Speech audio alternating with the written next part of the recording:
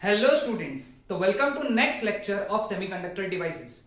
पिछले लेक्चर तक हम लोगों ने सोलर सेल और फोटोडायोड के बारे में पढ़ा था। इस लेक्चर में हम लोग एलईडी लाइट एमिटिंग डायोड के बारे में पढ़ेंगे। एलईडी के बारे में सभी को पता है, एलईडी के बल्ब्स, एलईडी के ट्यूबलाइट सभी के घर में है करीब करीब, है ना। अभी ये फ्यूचर है ऐसा समझ लो, है ना। एलईडी ही चल रहा है, मार्केट में ट्रेंडिंग है ना। तो आज हम लोग उसी का कॉन्सेप्ट पढ़ेंगे। तो एलईडी एक special purpose PN junction diode है ना। जैसे सोलर सेल एक special purpose PN junction diode था, फोटो डायोड भी एक special purpose PN junction diode था, वैसे एलईडी भी एक special purpose PN junction diode है। इसका मतलब ये पीएन जंक्शन डायोड ही है। ओके, तो अभी सबसे पहला हम लोग देखेंगे कि एलईडी की डेफिनेशन क्या है। सो एलईडी को डिफाइन कैसे किया गया है हमारे इसमें। Wait a second. A diode which emits light when large forward current passes through it is known as light emitting diode. Now सबसे important part है forward current, मतलब LED is always forward biased. First thing to remember. Sir फिर diode भी तो जब forward bias कर रहे थे तो उससे लाइट क्यों नहीं निकलता था?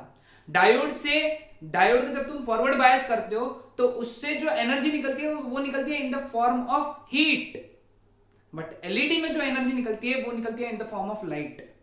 हम लोग डायोड से ही एलईडी बनाते हैं। तो डायोड और एलईडी में बेसिक फर्क यही है कि डायोड से जो एनर्जी बाहर निकलती है वो निकलती है इन the form of heat, normal PN junction diode से। लेकिन एलईडी से जो एनर्जी बाहर निकलती है वो निकलती है इन द फॉर्म ऑफ लाइट। अब इसका सिंबल, सर्किट सिंबल, इसका जो सर्किट सिंबल है वो देखो किस तरीके से है।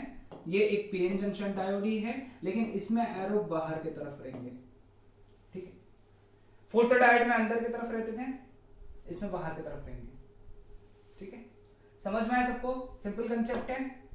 Okay, next construction of LED, है ना। एलईडी का डायग्राम कुछ इस तरीके से दिखता है। आई जस्ट चेक कि ये डायग्राम तुमको दिख रहा है कि नहीं दिख रहा है।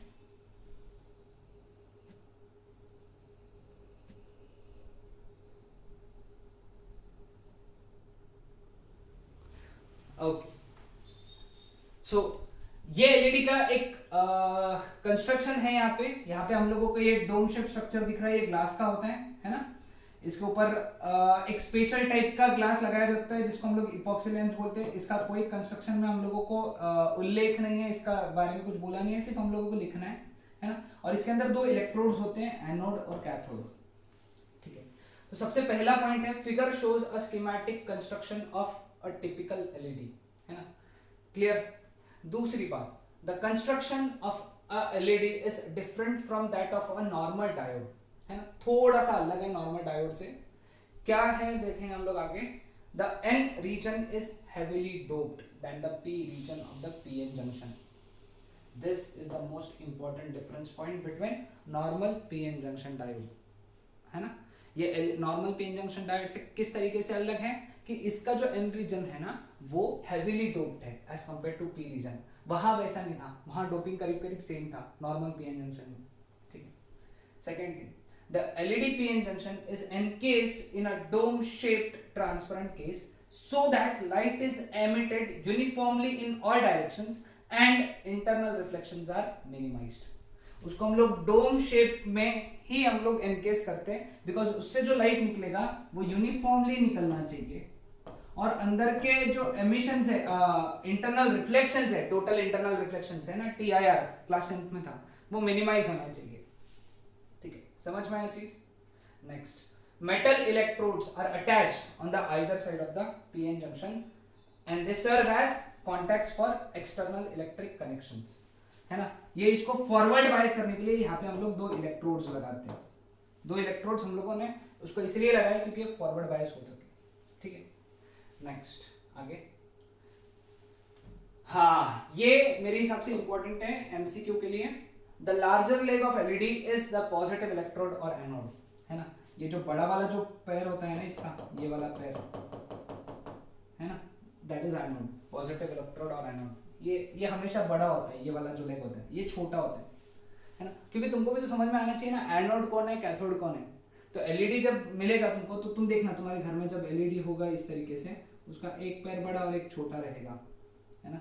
बहुत छोटा नहीं रहेगा, है ना। तो ये जो है ये है एनोड और ये जो है ये है कैथोड,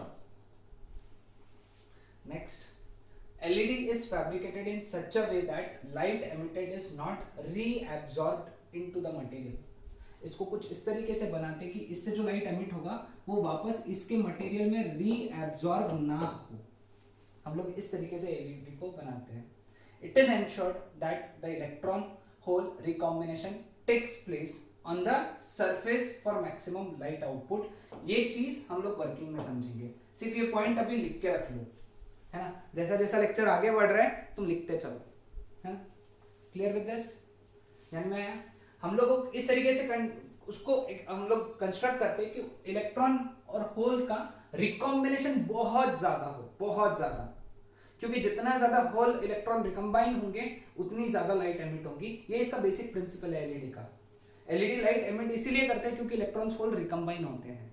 यहाँ हम लोग तोड़ते नहीं है इलेक्ट्रॉन होल्स को, है ना, अनलाइक सोलर सेल और फोटोडायोड और सोलर सेल में हम लोग क्या करते थे, इलेक्ट्रॉन होल्स को तोड़ते थे, है ना, इलेक्ट्रॉन होल पे जनरेट करते थे। यहाँ कंबाइन करते हैं हम लोग, ठीक है। देखो कैसे यहाँ पे। नेक्स्ट, वर्किंग ऑफ एलईडी कैसे वर्क करता है देखो। सबसे पहला, when the diode is forward biased, electrons from here semiconductors conduction band, है ना, कहां से इलेक्ट्रॉन्स कंडक्शन बैंड से निकल के होल्स के साथ में कंबाइन होते हैं, जो कि कहां पे है, वैलेंस बैंड में। ओके, क्योंकि हम लोगों को पता था क्या कि ये वैलेंस बैंड है और ये कंडक्शन बैंड है। कंडक्शन बैंड में सारे होल्स होते हैं और वैलेंस बैंड में सॉरी कंडक्शन बैंड में इलेक्ट्रॉन्स होते हैं, एक्सट्रीमली सॉरी, और वैलेंस बैंड में क्या होते हैं, होल्स। तो ये इलेक्ट्रॉन्स निकलते हैं यहाँ पे, कहां से, कंडक्शन बैंड से, और होल्स के साथ में रिकम्बाइन होते हैं। होल्स कहाँ है, वैलेंस बैंड में। और ये भी हमको पता है कि वैलेंस बैंड जो है ये नीचे होता है, थोड़ा एनर्जी वाइज नीचे होता है। कंडक्शन बैंड की एनर्जी ज्यादा होती है, it is high energy and it is low energy, है ना। तो इसका मतलब electrons are transiting from high energy to low energy. Electrons जो है हाई एनर्जी से निकल के लो एनर्जी में ट्रांजिट कर रहे हैं, तो वो क्या करेंगे, फोटोन एमिट करेंगे। क्या एमिट करेंगे, वो फोटोन। और ये फोटोन जो एमिट होगा ये in the form of light emit होगा, and this light would be monochromatic light, है ना। अब ये चीज नॉर्मल पीएन जंक्शन में भी होती है, नॉर्मल पीएन जंक्शन में भी ये चीज होती है, लेकिन नॉर्मल पीएन जंक्शन की चीज और ये चीज में फर्क क्या है, वहां पे जो फोटोन होते हैं ये हीट के फोटोन एमिट होते हैं इन द फॉर्म ऑफ हीट, है ना, इंफ्रारेड रेडिएशंस, है ना। लेकिन यहाँ पे जो फोटोन एमिट होते हैं ये पर्टिकुलर लाइट के होते हैं। अब ऐसा क्यों हुआ, क्योंकि स्टार्टिंग में ही तो बताया ना, यहाँ पे डोपिंग लेवल बहुत अलग है ना। यहाँ पे डोपिंग लेवल एन रीजन की बहुत ज्यादा है और पी रीजन की कम है, इसीलिए ये फर्क गिर गया। Okay, next, because of the thin layer a reasonable number, बहुत ज्यादा number of photons can leave the junction and emits the colored light, है ना। वो ये लेयर बहुत थिन है ना, लेयर थिन होने की वजह से बहुत ज्यादा होल्स, इलेक्ट्रॉन्स निकल के होल के साथ में रिकम्बाइन हुए, ठीक है।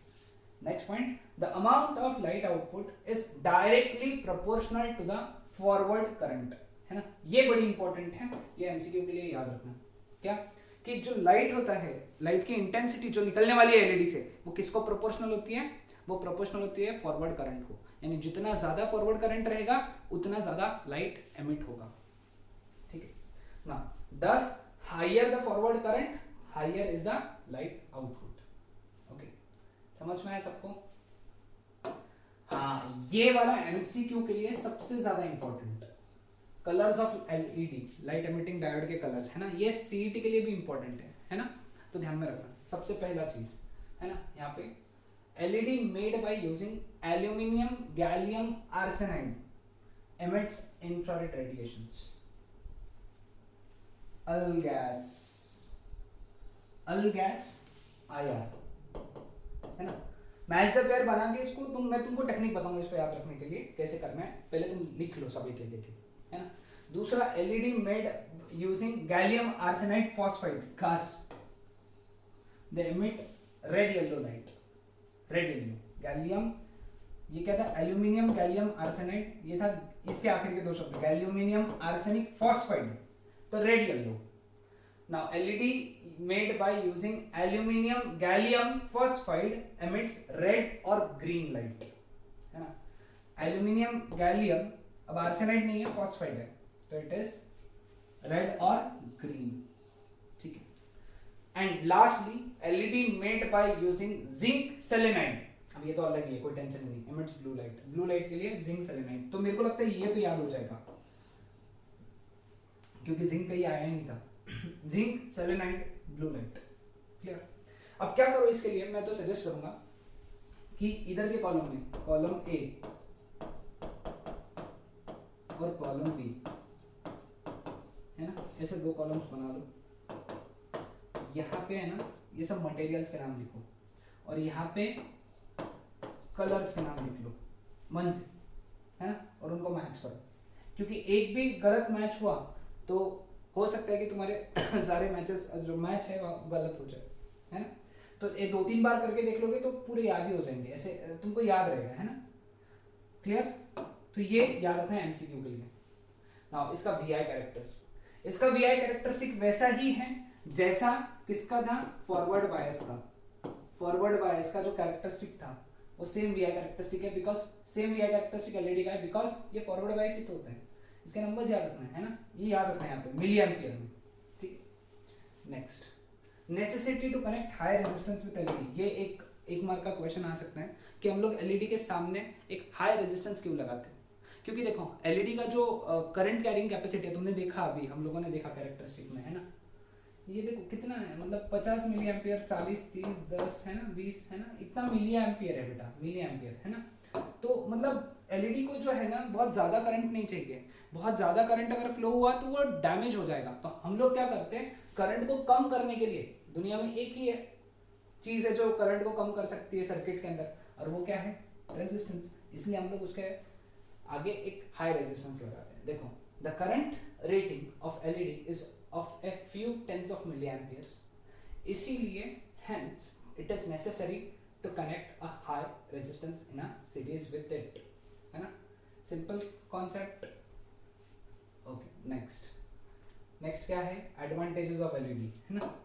एज यूजुअल एडवांटेजेस है ना, एडवांटेज, डिसएडवांटेज और एप्लीकेशन, ये तीन तो अपने को करना ही है, जैसे हमने फोटोडायोड में भी किया, सोलर सेल में भी किया, एलईडी में करेंगे।